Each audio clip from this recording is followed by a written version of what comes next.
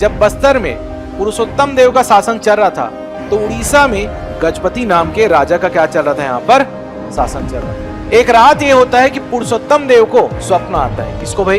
पुरुषोत्तम देव को। अब पुरुषोत्तम देव को जब स्वप्न आया तो जगन्नाथ भगवान उनको क्या कर रहे थे? बुला रहे थे। और बुला इसलिए रहे थे क्योंकि जो पुरी का जो क्षेत्र है वहां पर उस समय क्या होती है? रथ यात्रा होती। तो एक तरह से जब स्वप्न में आए तो उन्होंने क्या किया? उन्हें इन्वाइट किया, बुलाया, आमंत्रित किया।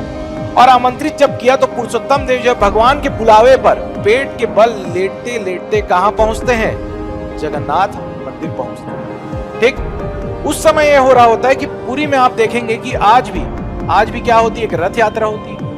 क्या होती है? रथ यात्रा। रथ यात्रा की शुरुआत होती है, आषाढ़ पक्ष का समय होता है, शुक्ल पक्ष का द्वितीय का समय होता है। और यहाँ पे राजा गजपति जो है रथ यात्रा को निकालने की पूरी तैयारी कर चुके हैं, जगन्नाथ भगवान बैठा चुके हैं और वो आगे बढ़ रहे हैं।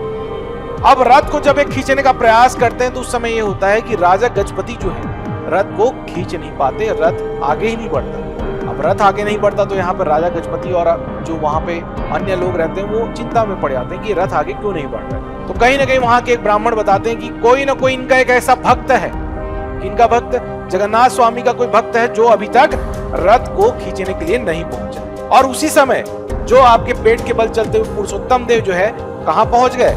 उड़ीसा के उस पुरी में पहुंच गए, रथ यात्रा में शामिल हो गए। और उन्होंने जैसे ही हाथ लगाया रथ क्या हो गया?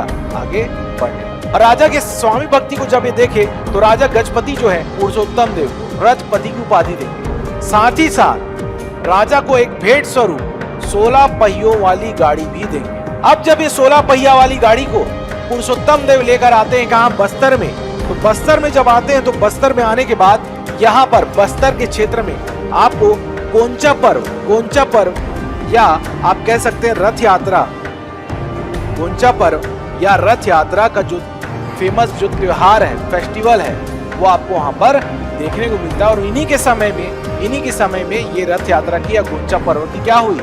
शुरुआत हुई।